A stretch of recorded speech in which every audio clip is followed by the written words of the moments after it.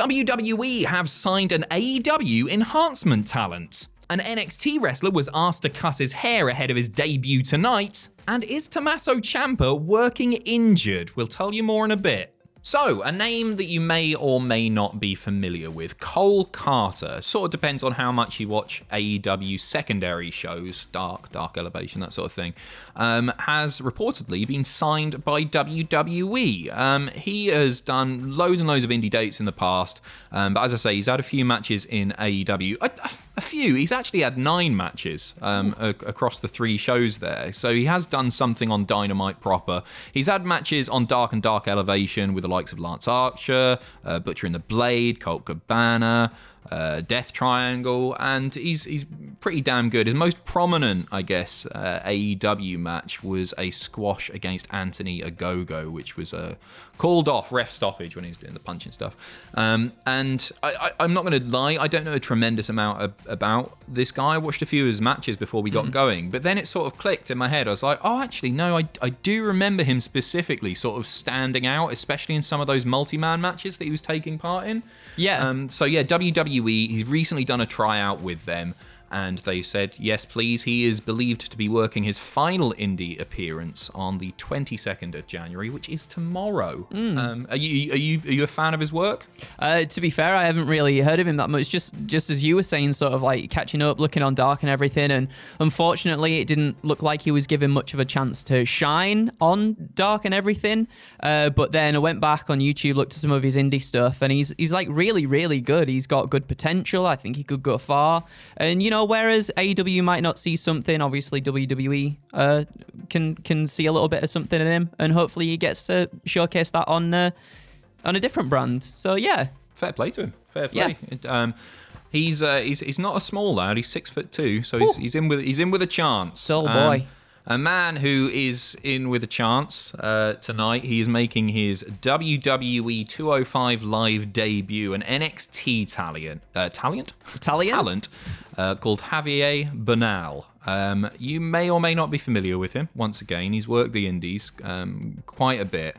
But he's been told to change his appearance a bit. So this follows on from Scotty 2 Hottie's comments regarding Vince McMahon wanting performance center coaches to cut and dye their hair and their beards and that so that they appear younger, despite the fact that they don't have on-camera roles, and that makes no sense. So yeah, Scotty Hottie talking about that on Talk is Jericho. But this is sort of been added to, I guess, a little bit by the Wrestling Observer newsletter today. And Dave writes, just recently, Javier Banal, a guy in NXT who hasn't made television yet, as I say, he's making his TV debut tonight, but was a hair model, which makes this so much worse. Poor bugger. Was pretty much ordered to get his hair cut by Laurinaitis. Keep in mind what Laurinaitis looked like during his All Japan heyday. He had a magnificent mane, it must be said. During rehearsals, Laurinaitis saw him and talked to him and told him he should cut his hair, although he did say the choice was up to him. He has now done that. We'll show you, you can see a picture of what he used to look like now. Beautiful, flowing locks, very sort of distinctive, stands out in a crowd, right? He's a hair model, of course he does. This is the match card for tonight. Poundland Finn Balor.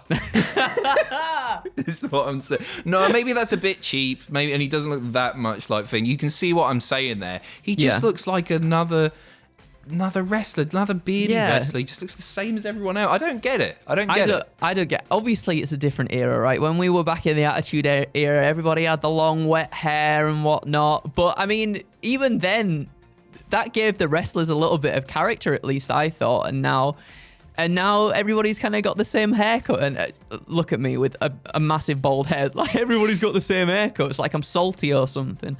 But no, like, it kind of, especially compared to his prior look with his long hair, it takes a little bit of the character away, doesn't it? He basically looks like every NXT UK wrestler. Yeah. He'd fit right in. Bring him over.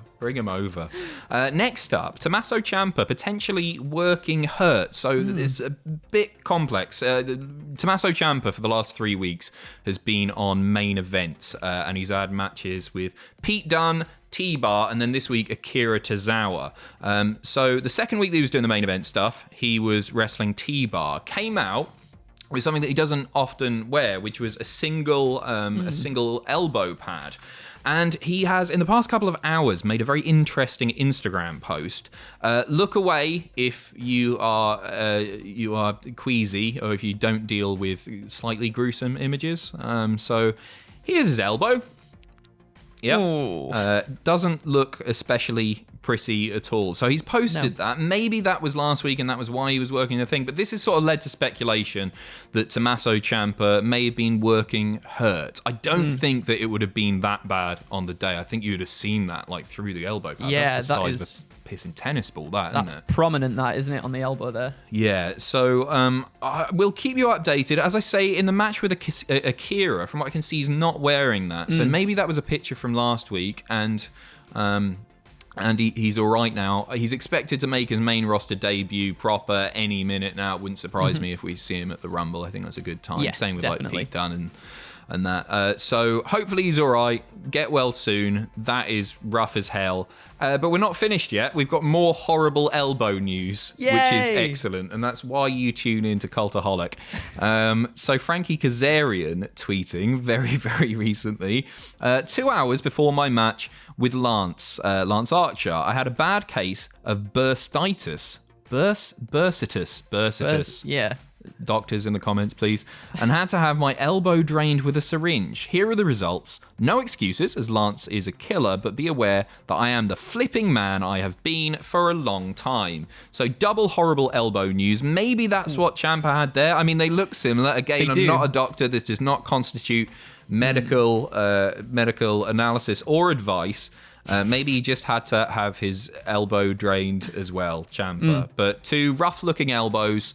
Perfect for a Friday afternoon. Yes. Moving on now, WWE making a bit of controversy this week with some quotes. I'm sure you've seen them, which described AEW as gory self-mutilation, something that Max Caster brought up in his rap as well. They've acknowledged it on the telly, and so a bit of analysis on this from Meltzer, saying he believes that WWE are trying to position AEW a certain way and themselves another way, as they are aware that AEW's TV deal with Warner Media is up at the end of 2023, so not too long to wait there. Dave's sources said that Warner Media were upset about the WWE quote, taking it as an attempt as a personal attack against the company in an attempt to hurt their ad sales. Makes sense, doesn't it? It does. I wouldn't put it past them. I think I saw something on Twitter where the message that Vince McMahon had obviously said about all this stuff, it was very similar to what he said around the time when WCW were going as well. This wasn't Vince saying it personally, was it, this time around? But it's sort of the WWE company line, I guess. But last time around, that Turner quote. Yeah, it's very similar to that. And, I mean, business is business, and obviously there's a little bit of, I guess, war there between them, or at least from a business aspect, to, competition and everything.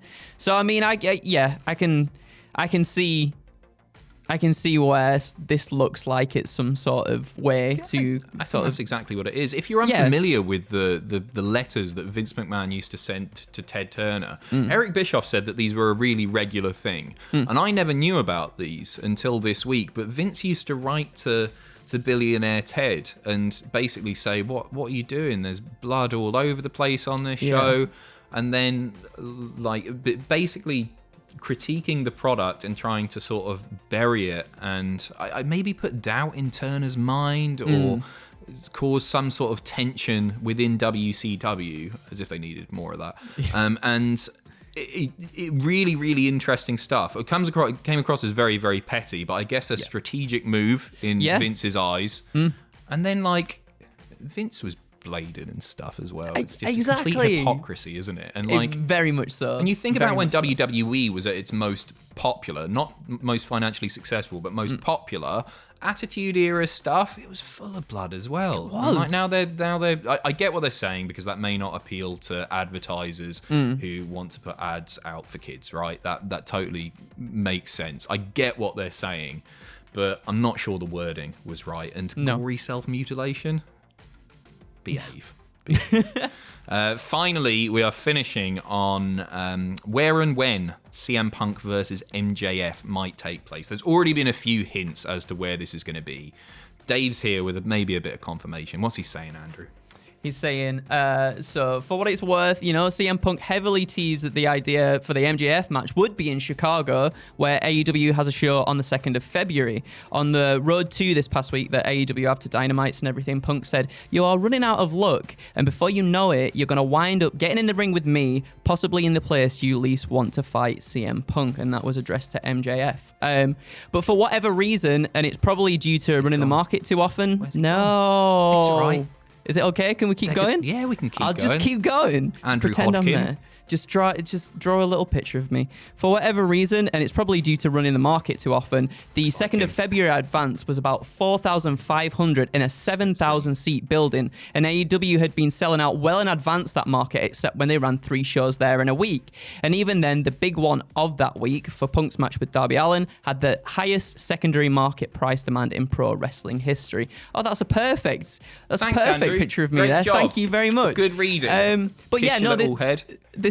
I think this makes sense. If ticket sales are a little bit down, get a little bit of buzz behind it with CM Punk MJF match potentially happening in Chicago. I think that's a great way to do it, and hopefully that does happen as well. I think CM Punk and MJF in Chicago.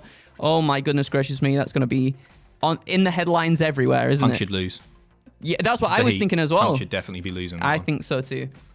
Okay, stop talking so I stop having to wave this about. This has been a good first half of a news video, and then thanks to this guy here, Andrew, a terrible second half. We'll fix the problems. We've recorded this like 2 or 3 times now, right? We'll fix the webcam. Don't know what's gone on. It doesn't matter. We're back in the same room next week. It's all right. Everything's going to be all right. Thanks for watching. From me, Adam Pacitti, from Dwayne Hodkinson. Say goodbye, Dwayne. Bye, everybody. Thank you for having me. Flawless.